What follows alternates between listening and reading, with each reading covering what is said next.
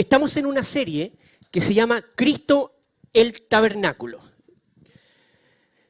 Y hoy llegamos al final de la serie, donde hemos visto cómo Dios determinó y nos fue enseñando, y fue enseñando a ese pueblo nómade, a que Él habitaba en medio de ese pueblo, el que habitó en medio del tabernáculo, y también la forma como nosotros y como ellos podían y debían acercarse a la presencia del Señor, partiendo allá por el patio y se iban acercando hasta que una persona llegaba al lugar santísimo y estaba y compartía con nuestro Señor.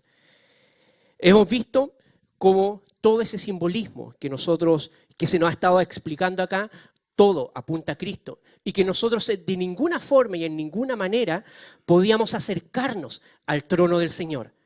Pero Él en su inmenso amor y con su misericordia, Él murió por nosotros. ¿Para qué? Para que pudiéramos tener un acceso libre a nuestro Señor, confiadamente poder entrar en su trono de gracia. Hoy vamos a ver la última parte del tabernáculo y vamos a estudiar los últimos versículos de Éxodo, del capítulo 40, y vamos a estudiar del 34 al 38. Y dice así: entonces la nube cubrió la tienda de reunión y la gloria del Señor llenó el tabernáculo. Moisés no podía entrar en la tienda de reunión porque la nube estaba sobre ella y la gloria del Señor llenaba el tabernáculo. Y en todas sus jornadas, cuando la nube se alzaba de sobre el tabernáculo, los israelitas se ponían en marcha. Pero si la nube no se alzaba, ellos no se ponían en marcha hasta el día en que se alzaba. Porque en todas sus jornadas la nube del Señor estaba de día sobre el tabernáculo y de noche había fuego allí a la vista de toda la casa de Israel. Una de las cosas que trae mayor gloria al Señor, a su nombre, es la obediencia y el sometimiento. Y hacer las cosas tal como Él dice, como Él manda. Y en el último capítulo del libro de Éxodo, el capítulo 40, vemos reflejada esa idea que la tenía muy clara Moisés. Él hizo todo el tabernáculo de acuerdo a lo que Dios le dijo. Así Moisés lo hizo conforme a todo lo que el Señor le había mandado. Así lo hizo. Moisés no solo revisó el tabernáculo y que estuviera hecho según las instrucciones divinas que el mismo Señor había dado, sino que él mismo fue el encargado de ir poniendo todos los utensilios en su debido lugar para darle la gloria al Señor. Tal como Dios lo mandó, de esa forma Moisés se encargó que fuera. Pero también vemos y llegamos a este instante, en este momento, al inicio de la vida en el tabernáculo. Porque el tabernáculo no fue levantado cualquier día. El Señor Jesucristo y nuestro Señor Padre, Él rescató al pueblo de Dios de Egipto. Y usted sabe que el pueblo de Dios en Egipto era un pueblo esclavo. No tenía ninguna ley, no tenían ninguna conciencia, no tenían ningún criterio para tomar decisiones. Dios en su inmenso amor dijo: ¿saben qué? Ustedes van a ser mi pueblo y yo les voy a poner todas estas leyes. Y son leyes de amor que tienen que ver, ¿saben qué? Ustedes no saben hacer nada. Como no saben hacer nada, yo les digo y les paso todas estas leyes para que ustedes sepan cómo deben desenvolverse y cómo deben hacer y cómo deben traer gloria a mi nombre. Nosotros vemos el descriterio del pueblo de Dios. Recién habían salido de Israel, recién habían salido de Egipto. Y cuando Moisés sube a buscar las leyes del Señor, el pueblo de abajo, ¿cómo había quedado? Había empezado a hacer un becerro de oro, empezar a adorar otras cosas. Y el Señor dice: no, yo les tengo que dar estas ordenanzas. ¿Por qué? Porque si lo dejo a criterio de ustedes, actuamos en forma descriteriada. Bueno, el tabernáculo no fue levantado cualquier día, sino que el Señor escogió un día en el calendario hebraico, un día que Él mismo había diseñado en este nuevo calendario para el pueblo de Dios, que era el primer día del año del tabernáculo bíblico. Entonces el Señor habló a Moisés y le dijo: el primer día del mes primero levantarás el tabernáculo, la morada de la tienda de reunión. Entonces el Señor le había dado a Moisés: ese día tú vas a construir y vas a levantar el tabernáculo. Y un año después que salieron de Egipto, los israelitas estaban a pie del monte de Sinaí inaugurando este nuevo tabernáculo. Y en el primer mes del año segundo, el día primero del mes, el tabernáculo fue levantado. Y esto marca un instante, marca un antes y un después. Este día iba a empezar a funcionar el tabernáculo. Y esto iba a marcar un antes y un después. Para el pueblo iba a marcar un antes y un después. Un antes de donde ellos venían, donde estaban esclavos, y ahora una vida en libertad que ellos iban a empezar a vivir. Pero también el tabernáculo iba a representar el lugar de reunión de Dios mismo con las personas que iban a servir ahí. Allí me reuniré con los hijos de Israel y el lugar será santificado con mi gloria. Y santificaré el tabernáculo de reunión y el altar santificaré asimismo a Aarón y a sus hijos para que sean mis sacerdotes. Y habitaré entre los hijos de Israel y seré su Dios. Y conocerán que yo soy Jehová su Dios, que los saqué de la tierra de Egipto para habitar en medio de ellos. Yo Jehová su Dios. De ser un pueblo esclavizado, Dios lo había convertido en una nación libre. Era un pueblo peregrino, pero que iba en marcha hacia la tierra prometida. Pero iban a tener un lugar de reunión, que iba a ser el tabernáculo.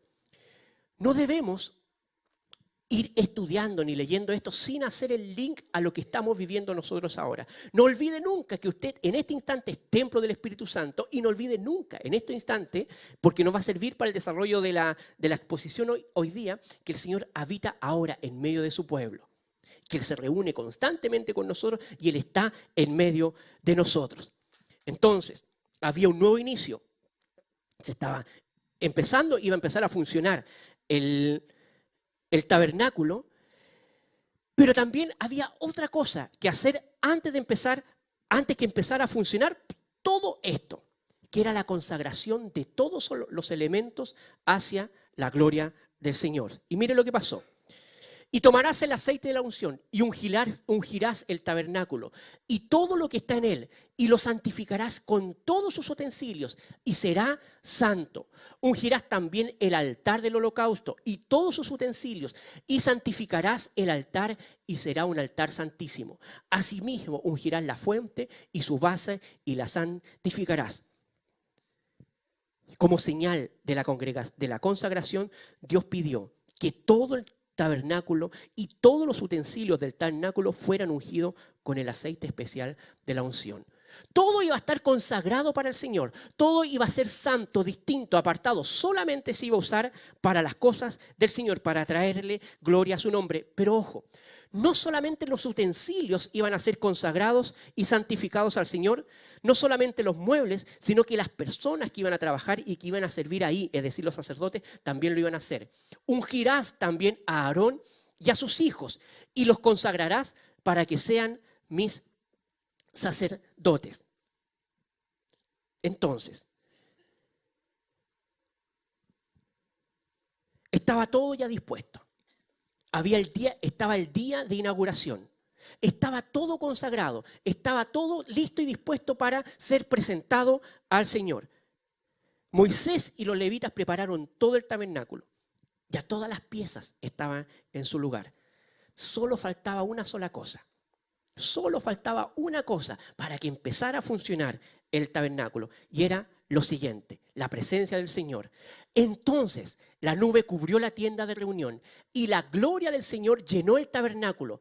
Moisés no podía entrar en la tienda de reunión porque la nube estaba sobre ella y la gloria del Señor llenaba el tabernáculo. Se dio inicio al tabernáculo, a la vida de dependencia y de adoración al Señor. La misma presencia del Señor había bajado y estaba ahí en medio del pueblo en forma de nube. Y de ahí vamos a ver lo relevante de eso. No se olvide, el templo, ¿quién es el templo del Señor en este instante? ¿Quién es el templo del Espíritu Santo? Usted mismo es templo del Espíritu Santo.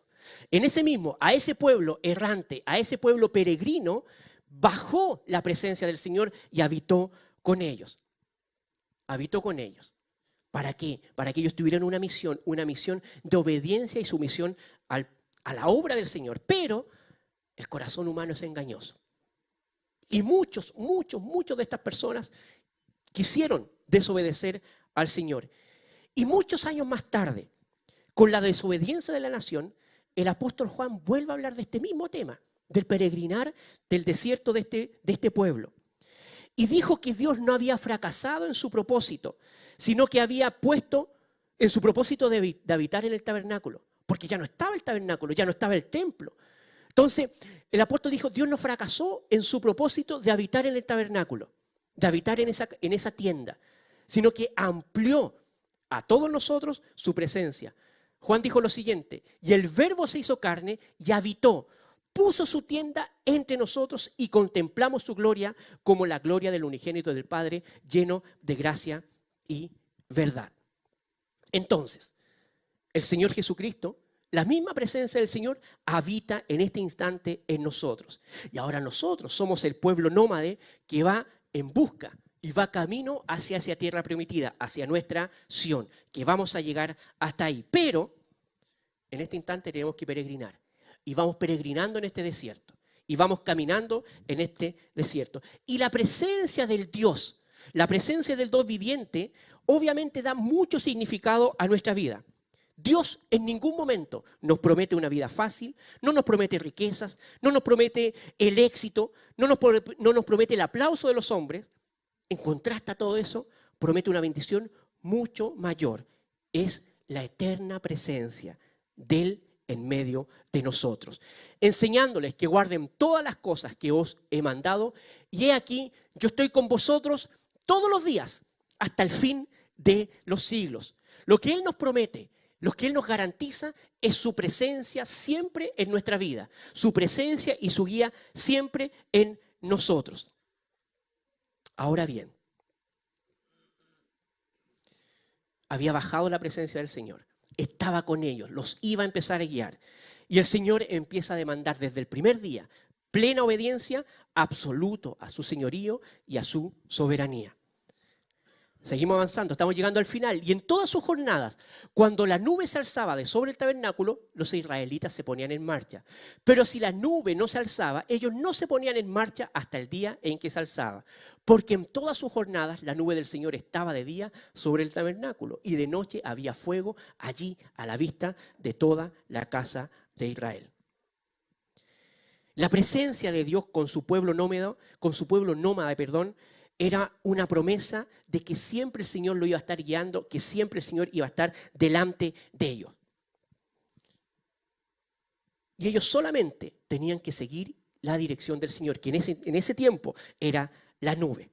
La pregunta es, ellos eran nómades y tenían que seguir esa nube. ¿Para qué? Para llegar a la tierra prometida. Nosotros en este instante somos nómades también. ¿Cómo nos comportamos en este peregrinar? En este peregrinar hacia la tierra prometida.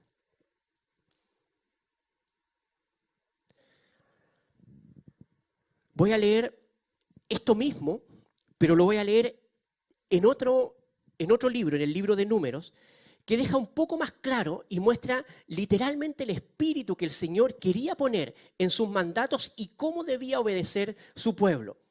Obediencia absoluta. Miren. El día que el tabernáculo fue erigido, la nube cubrió el tabernáculo sobre la tienda del testimonio. Y a la tarde había sobre el tabernáculo como una apariencia de fuego, hasta la mañana. Así era continuamente. La nube lo cubría de día y de noche la apariencia de fuego. Cuando se alzaba la nube del tabernáculo, los hijos de Israel partían. Y en el lugar donde la nube paraba, allí acampaban los hijos de Israel. Al mandato de Jehová, los hijos de Israel partían, y al mandato de Jehová acampaban. Todos los días que la nube estaba sobre el tabernáculo, permanecían acampados.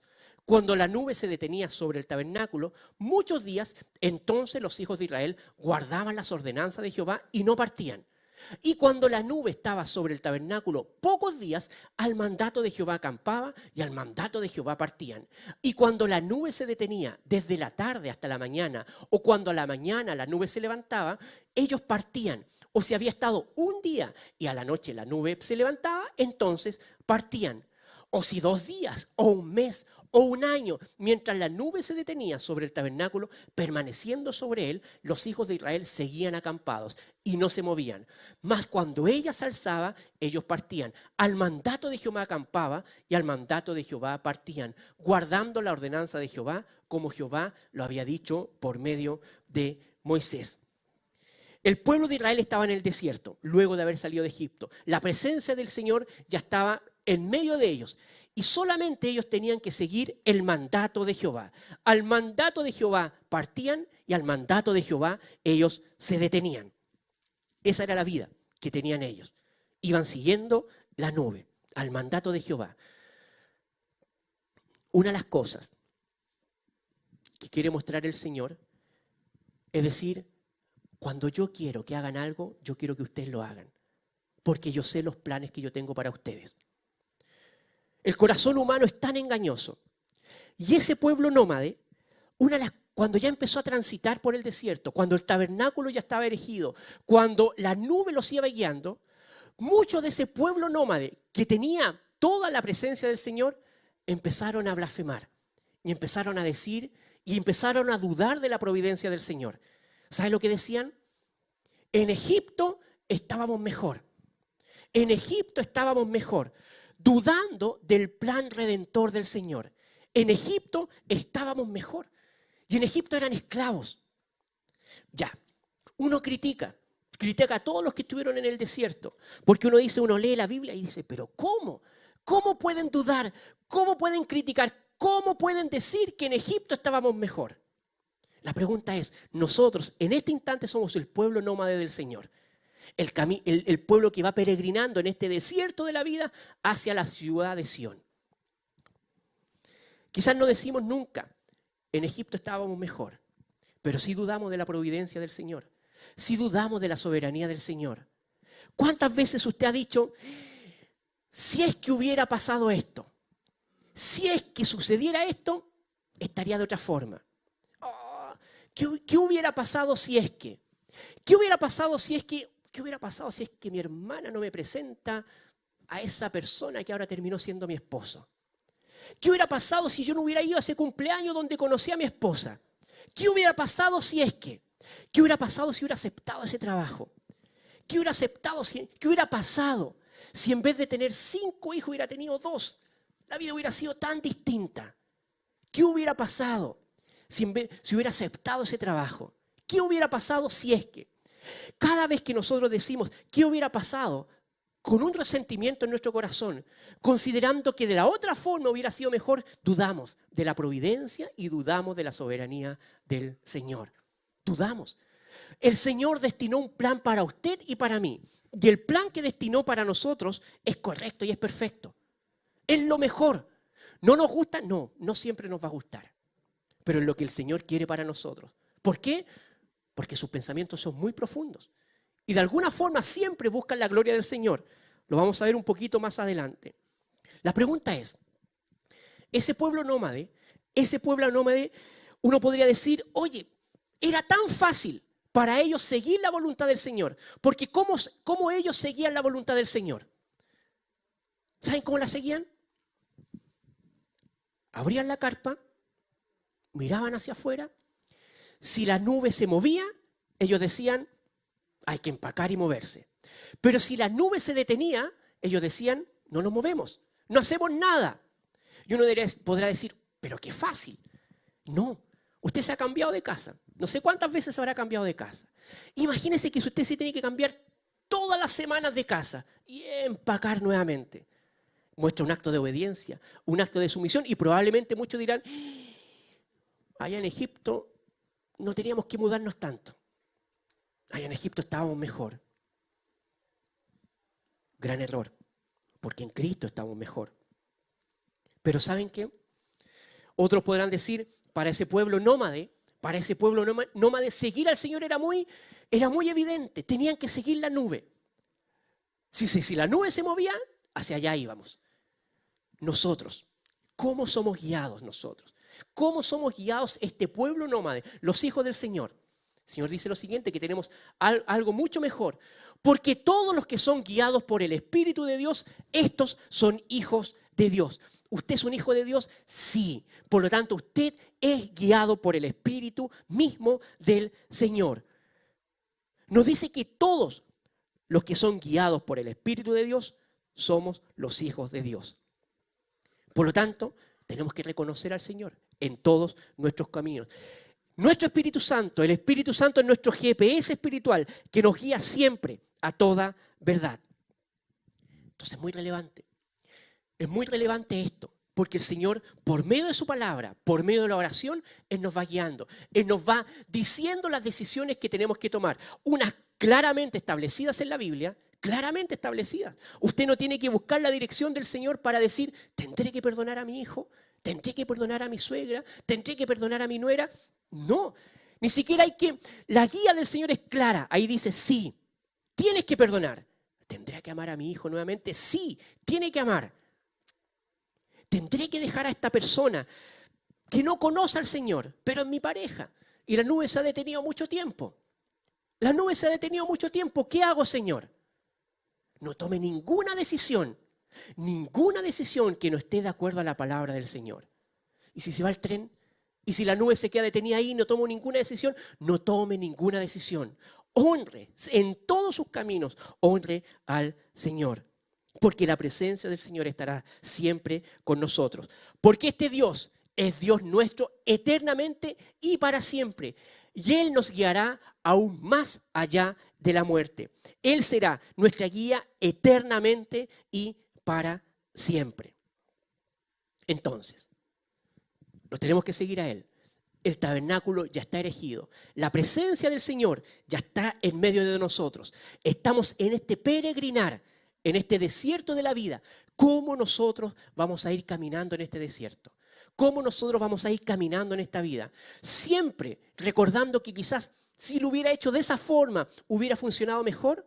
Si hubiera pasado tal cosa, hubiera funcionado mejor. No. Siempre mirando hacia adelante. Nunca cuestionando el pensamiento que el Señor tiene para nosotros. No lo podemos hacer. Solamente sabemos que los pensamientos que tiene el Señor para nosotros siempre son buenos, siempre son de paz. Y uno dirá, ¿pero cómo? Porque lo que estoy viviendo es terrible, es muy terrible. Es el milagro que hace el Señor en nosotros, que dice, oye, yo lo estoy guiando en este desierto y mis pensamientos son de paz para ustedes. Porque yo sé los pensamientos que tengo acerca de vosotros, dice Jehová, pensamientos de paz y no de mal, para daros el fin que esperáis.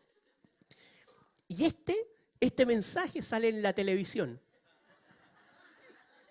Lo leo de nuevo. Porque yo sé los pensamientos que tengo acerca de vosotros, dice Jehová. ¿Qué tipo de pensamientos? Pensamientos de paz y no de mal, para daros el fin que esperáis. Todo lo que estamos viviendo nosotros está dentro del pensamiento del Señor. Y es un pensamiento de paz. Y uno dirá, es muy intenso lo que estoy viviendo. Es muy triste lo que estoy viviendo. Es muy doloroso lo que estoy viviendo. Pero el Señor lo está permitiendo. Lo está permitiendo. No lo podemos cuestionar. Sabemos que es correcto y sabemos que es bueno. Porque ninguno de nosotros puede ser consejero del Señor. Ninguno de nosotros. En este peregrinar, ninguno lo va a hacer. Miren, oh profundidad de la riqueza, de la sabiduría y de la ciencia de Dios. Cuán insondables son sus juicios e inescrutables sus caminos. Porque, ¿quién entendió la mente del Señor? ¿O quién fue su consejero? ¿O quién le dio a él primero para que le fuese recompensado? Porque de Él y por Él y para Él son todas las cosas. A Él sea la gloria por los siglos. Por lo tanto, lo que nos está diciendo ahí, que hay situaciones en este peregrinar con la presencia de Dios en medio de nosotros, que vamos a pasar por situaciones complejas. Y puede que estemos pasando ahora por situaciones difíciles. Pero no podemos cuestionar el pensamiento del Señor. Porque es muy profundo. Y lo que nos está diciendo, ¿saben qué? Ustedes van a llegar al camino, ustedes van a llegar a Sión, pero sigan tomados de mi mano. Sigan tomados de mi mano, porque todo lo que ustedes viven, todo lo que yo les permito vivir a ustedes, tiene que ser para la gloria del Señor, tiene que ser para mi gloria. El punto tiene que ver, lo que estoy viviendo, ¿cómo lo enfoco a la gloria del Señor? Señor, estoy pasando un tiempo de cesantía tan intenso. Enséñame a confiar en ti. Enséñame a agradecer a ti. Saca de mí toda ansiedad y que igual en todo momento pueda glorificarte y honrarte a ti.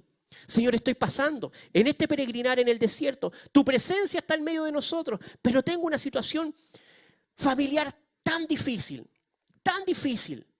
Guíame tú para que para nunca dudar de tu providencia, para nunca dudar de tu soberanía, para nunca cuestionar lo que tú lo que tú quisiste que yo pasara, porque nada escapa a la voluntad del Señor, sino que todo lo que estoy viviendo enséñame a enfocarlo en gloria a tu nombre.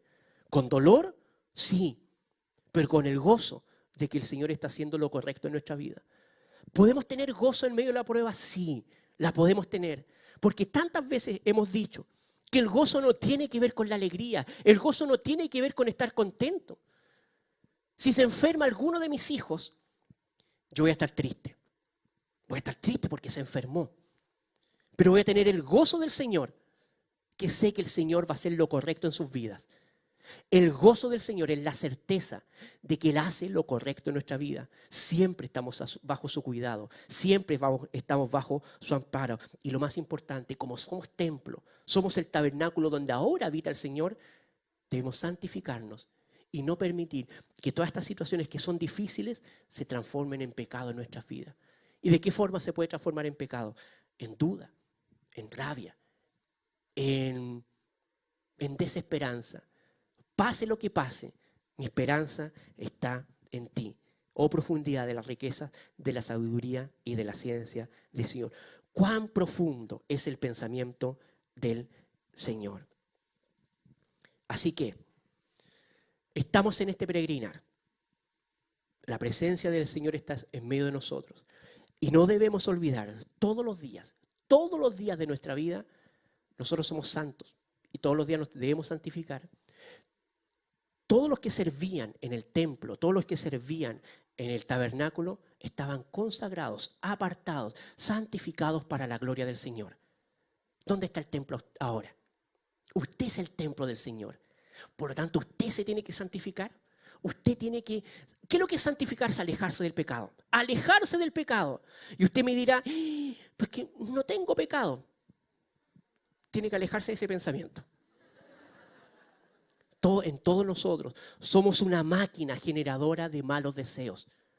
Y todos los días tenemos que ir sometiendo su autoridad, nuestra voluntad a la voluntad de Él, a su autoridad. Y para eso tenemos que santificarnos, alejarnos del pecado, reconciliarnos. Si hay relaciones rotas en su familia, reconciliarse, pedir perdón, amar. ¿Cuántas veces lo va a hacer? Todas las veces que sea necesario. Porque ¿cuántas veces el Señor lo hace con usted? Todas las veces.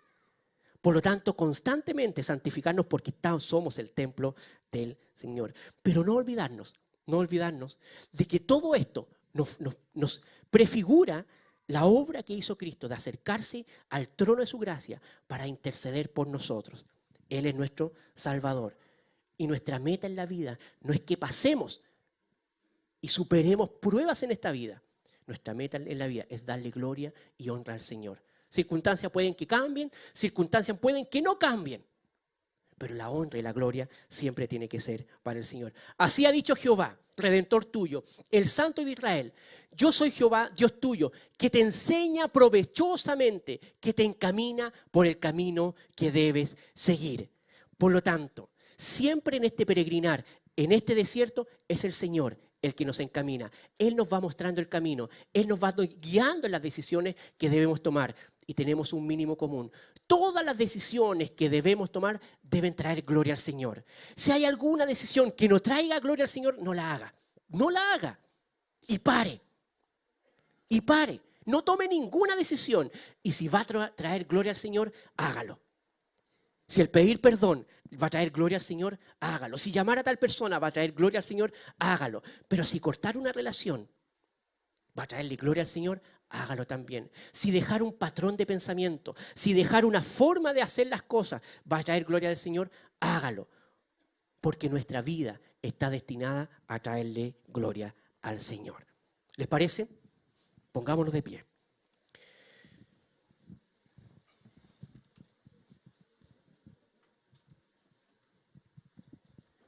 Vamos a orar. Padre nuestro que estás en el cielo, Gracias te damos, Señor, porque tú habitas en medio de nosotros. Gracias, Señor, porque tu presencia es permanente siempre en nuestras vidas.